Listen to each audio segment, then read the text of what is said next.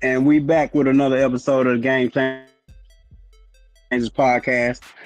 We got T Horton in the building, Mayor Socrates, Nick Madden, Gnome G, and we got special guest host, the youngest in charge, young Chucky. Hey, the topic was brought up. CP3 got sent home. Open up the floor. What do you guys think about that? Disrespectful. Yeah. The asshole behavior done caught up to CP3. He too old. He want to be a general out there. You know, I know players probably try to respect it. The coaching staff and the ownership probably try to respect it, but he probably was, he was probably doing some disrespectful shit because he be doing disrespectful shit in front of the crowd and he be doing all kinds of shit. So I can only imagine when there ain't no camera and you just back there kicking it in the locker room and practices and how he really be. Yeah. So, bruh, yeah. He probably one of them niggas who will tell Ty Lue, nigga, I was better than you everywhere, nigga. Like, you know what I'm saying? But y'all don't he think probably would tell Ty Lue that way a little bit? Man, in all honesty, I feel like that was an unfair call, to be honest. They know it did farewell to him. They should have just let it know and let it ride out.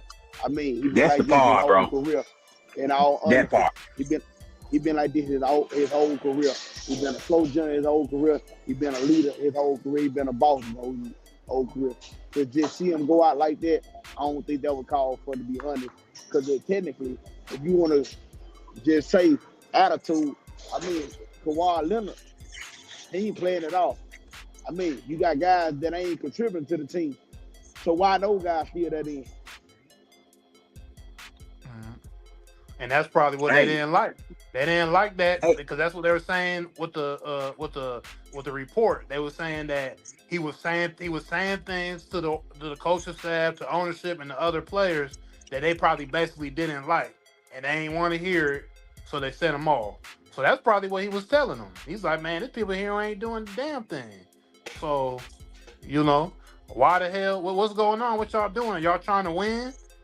And they ain't want to deal with it, so they sent him off. Which, it was disrespectful. Because everybody already know how Buddy is. So no warning, just said go home. Yeah, because I guess there was it was a delay. They had a delay in Atlanta or something like that, to fly into the game or whatever. And I guess, I don't know, during the delay, they were like, fuck this shit. So we about to just tell him before we even get to our next game that he about to get sent home. So clearly something probably happened during that delay. Reports have said that, Ty Lue and Chris Paul haven't been on speaking terms in weeks. So what kind of shit is that? If you and your coach ain't spoke in weeks, like, that's not a good sign for your floor general. But like we talked about earlier, CP3 is like a real strong personality, and he's a natural born leader. Of course, he just, but he ain't as good as he once was. So, teams probably aren't willing to, put up with all of that if he's not producing to the level that he once did before, and still talking all this old, veteran shit but it is disrespectful. You don't send him home. Hey, find another way to handle it. He already announced that he was not going to be coming back next year. This is going to be his farewell tour. He's the best player in Clippers history. That's another part of this. The best player in Clippers history. So, I mean, let him rock. Yeah, but on the flip side of that, it's not like the Clippers are in dire need of a point guard. You got James Harden running point guard over there. Had Harden not been over there, this would have been a different outcome. But No, it's bogus that they did him the way they did him, but at the same time, they don't really need him. So use me until you don't Just need because me. you don't Use me need like me. No, that's not what I'm saying. But I'm saying that's basically what they did though. We got Harden. We that's don't what need they him anyway. did. You dig what I'm saying? We But at the got same Harden. time, The like best he, player. but at the same time, like I was player. saying, you know, he been that way forever. You dig what I'm saying? And as we get older, it's the same way we say about Westbrook.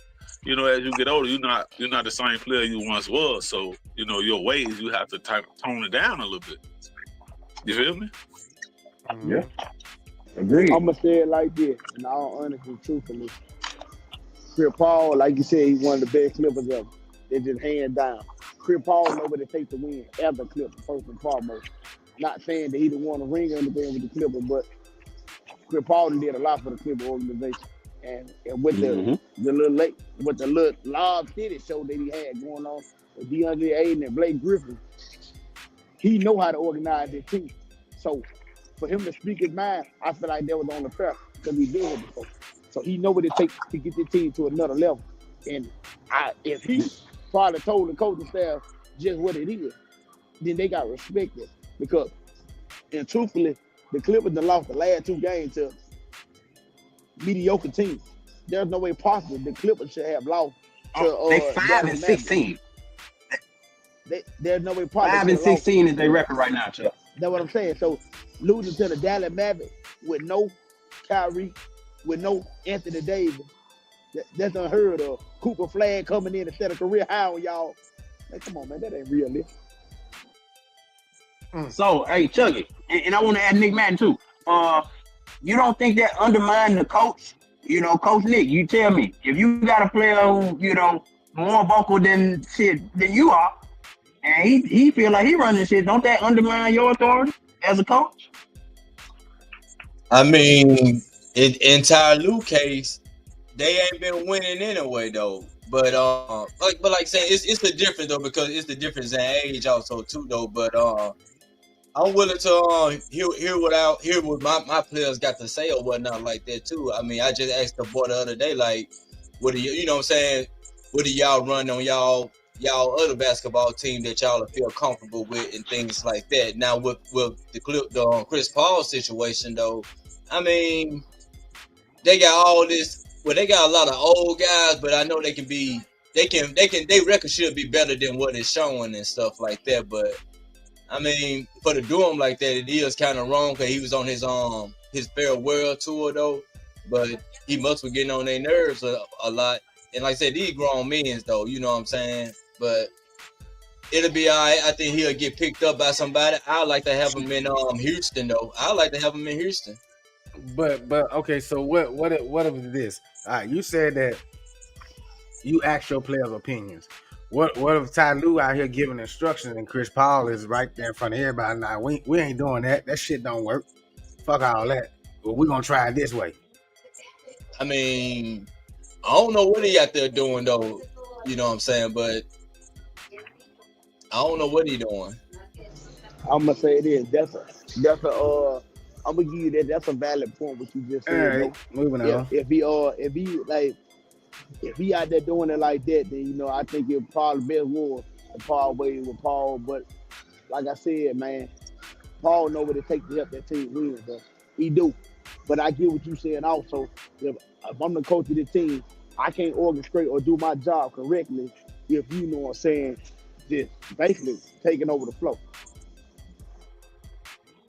And yeah, that's all I was asking. Like, there's a difference between asking for his opinion and him just giving straight pushback.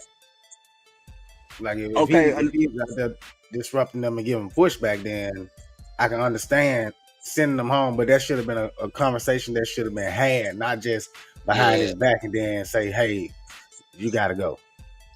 And then one other part of this I want to bring up, Nick, is maybe, you know, Chris Paul, one of the players that have made some of the most money in NBA history, 6th all time in NBA career earnings. Maybe he don't want to hear what these coaches, and you know what coach can tell him anything at this point, where it's kind of like you gonna have people saying exactly what Chuck's saying. He knows what it takes because he done it before. So if you ain't a coach that a Phil Jackson level coach or somebody who can say that. Well, I've done this also. Chris Paul ain't respecting what you saying. That's what I was about to say. It's about respect, though. Yep, it's definitely about the respect. Now, I think Ty Lue got a championship or something like that. He won a ring and things, but with those two, I don't know. It might be some respect that ain't got. You know, what I'm saying some conversation like y'all said they didn't have or whatnot. So it's a communication thing, a barrier right there for sure. And like you said, that money that he made, I don't think it's the money that he made for him to feel like he can just tell them things like that. But it could be some type of respect or ego thing they might get on clashing on though. You know what I'm saying? But I don't think he signed to the Clippers just to lose his farewell tour. You know what I'm saying? I'm quite sure he want to compete for something. I mean, let's be real. If you a headache or a cancer in the locker room, let's be honest now. Chris Paul is averaging 2.9 points, 1.8 rebounds a game. At this point, they ain't in the playoffs. It's gonna take on limited minutes. He's not getting. But I'm just real. saying. So at this point, we going off the name as opposed to what you bringing to the table at this point, man. So hold up, let me stop you one more time. I'm still not agreeing with what they did was right, but at the same time, like you on your last leg, man. You just come out here and do what's asked of you, bro. Who say he on his last leg though? Because he just started 82 games last year for the Spurs. 82 games. I give you that, and he got waived, right? No, he didn't get waived. He got traded. No, he was a free agent. He just started 82 games for the Spurs. 82 games for the Spurs last year. I give you that, which is the longest he played in forever. But I'm just saying, it ain't like he just on his last leg to where it's just, I don't think he getting minutes. I don't think Ty Lue and Chris Paul, because man, you telling me you can't see Chris Paul telling Ty Lue that I've done more than you ever did, and I was a better player. I can definitely see that happening from Paul. Exactly. So yeah, I don't think Paul that quit, man. Yeah.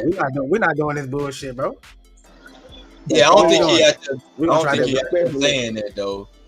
You know what I'm saying? Though, he ain't getting no minutes either though. You gotta understand, he really ain't getting no playing time, man. They're being all fair and honest and true. Like at some point, James Harden and Kawhi, they gotta come out the game, bro. Let's just be realistic, bro. He still ain't getting no playing time, even with the second string, bro. He averaging what, 15, 14 minutes a game? Man, bro, that man just played like what, 4 minutes or 3 minutes, 5 minutes total, one game. Facts. Like, about 3 or 4 games ago, he literally played in the first quarter, didn't touch the floor no more at all. Like they basically just wouldn't put him in the locker room. And told, like, you can tell Ty Lue don't rock with Chris Paul. Chris Paul is a strong personality, bro. You got to be able to deal with this man like that. And you know, shit, it's hard. A nigga damn near same age as you, walking around him up acting like he knows more than you, and you the damn head coach. You know what I'm saying? Like, come on, hey, it's hard, man. Who knows what situation popped it off? But like I said, it's been reported Chris Paul and Ty Lue haven't been on speaking terms in weeks. And they 5-16 when they made this move. 5-16. So, I mean, y'all already losing. Well, maybe this is the best. All right, compared to this though. Gil said they giving him the mellow treatment. I seen Stephen A. and he made a valid point. He said even if they were going to North San Paul waited with Chris Paul, he said they should have waited till they got to a home game. Then somebody should have went to talk to Chris Paul and said, look, hey, this, that, and the third, and let's just buy you out of your contract. But to actually do Chris Paul the way they did, like he a rookie or like he ain't contributing to the game, like he ain't put it down, like send him home. Who he is. Send him home. That shit disrespectful. Yeah. That was total disrespect. Yeah, I would say like it's basically showing you though that the NBA, because you know, like in the comments from Glenn saying they giving them the mellow treatment. Once you get to a certain age, because even Bron getting it right now, even though Bron is showing reasons why he kind of getting it, but that's another story. That's another show. But when you get to a certain age, the NBA they start to turn that back on you to bring in the new era.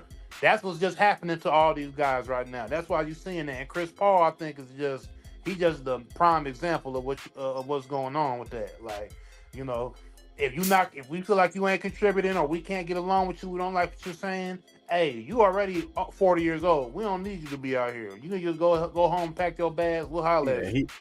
You know what I'm saying? He's at that point in his career where his name ain't as big as his motherfucking stats no more. Yeah. But I don't think the Clippers looking for him to score. I'm just, well, you know what I'm saying, not score how he used to be. I just think he might be there for the just to be controlling the second unit. You know what I'm saying? Mentor to the second unit, yeah. Like a mentor to the second unit, yeah. They ain't looking for him. They ain't looking for him to be the superstar CP3. Hey, just control the offense when James Harden on the bench. But clearly, they don't even want that. So, like I said, it got to be some type of personal issue they got. And remember now, he was part of the people that when the old owner got fired or got bought out, or however it goes or whatever. So he was a part of that team too now, and he was on the move and he was very vocal then. So hey, I also been seeing. Hey Nick, I also been seeing the internet asking for Chris Paul to be picked up by OKC Thunder due to his relationship with SGA, which he kind of mentored him throughout his process.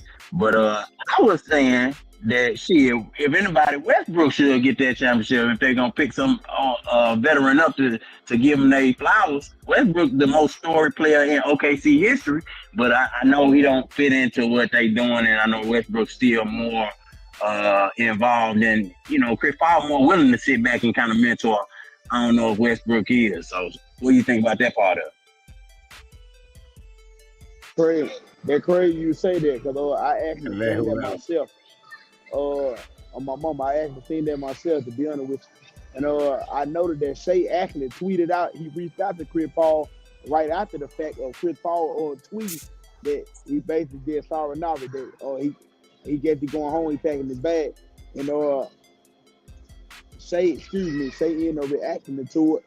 And Shea told him, let's basically finish what we started together. So actually, I think, OKC is going to go ahead and pick Chris Paul up just off the screen of Shea Alexander. And to be honest, I think it'll be better for CP3 anyway. Because, like, it ain't no love over there on the Clippers for him no more. Clearly. You see what's going on. In all honesty, clearly ain't no love over there for him, man. I hate to say that like that. And like I said, as a future Hall of Famer and a person who really put it down in his career, I hate to say it, that ain't no love on the team for somebody like that. But ain't no love on the Clippers for CP3, man. So I think going ahead, doing it farewell tour with the Thunder would be actually way better for CP3 due to the fact that OKC is actually on a winning record and they on a winning tour right now. I think that'll do him some justice because it'll bring him more peace and he'll be able to sit back and just play the back man role behind Shea. But they got a lot of young boys behind Shea. They got goddamn 4-5 lottery picks coming up. Like, the Clippers that fucked up the whole league by giving OKC all these goddamn picks.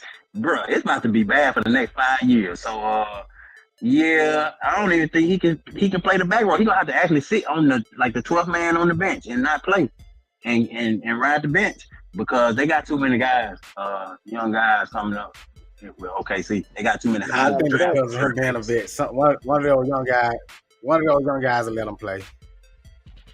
They'll move to the side because they know they got plenty more years to come. He only the coach will let him play. Well, yeah, I don't mean to get off topic. Just out for respect factor.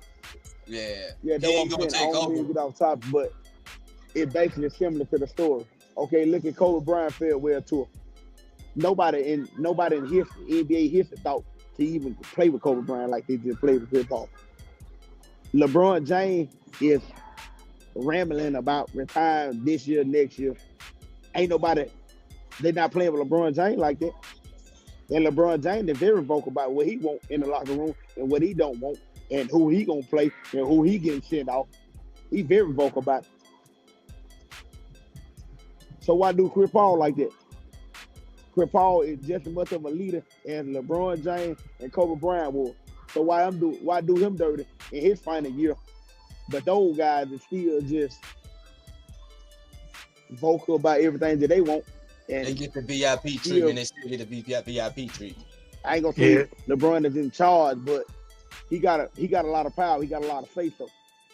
Yeah, true. Also, you gotta look at the organization. The Los Angeles Clippers is a garbage organization. They've been a garbage organization since I was born. Since we've all been born on this panel, they've been a garbage organization. So, it just and the owner, has taken over a garbage organization from the past owner, and the past owner was a garbage. So I mean, you get what you get, and that's how it usually happens in sports, I agree. To me, the most exciting Clipper was the Lob City. Yeah, and that's Chris Paul. So that's what I'm saying. So, wouldn't Chris Paul deserve a little bit more from that organization specifically? He the best player from that organization. Yeah. He's the best player that ever did it. Like I said, Lob City, CP3, he is Lob City. Outside of the Lakers original Lake Show, CP3, he definitely get a lot of respect. Mm-hmm. They were doing stuff. Yeah. They were doing stuff that was extraordinary. Let's just be realistic. That's why I feel like he knows so much about that organization. And he knows that they supposed to be doing way better than what they're doing. And he knows how to help them guys win. So by him speaking out, it becomes a problem because I guess they probably looking at him like he don't know what he's talking about no more. Or they probably looking at him like, old man, don't nobody need your advice.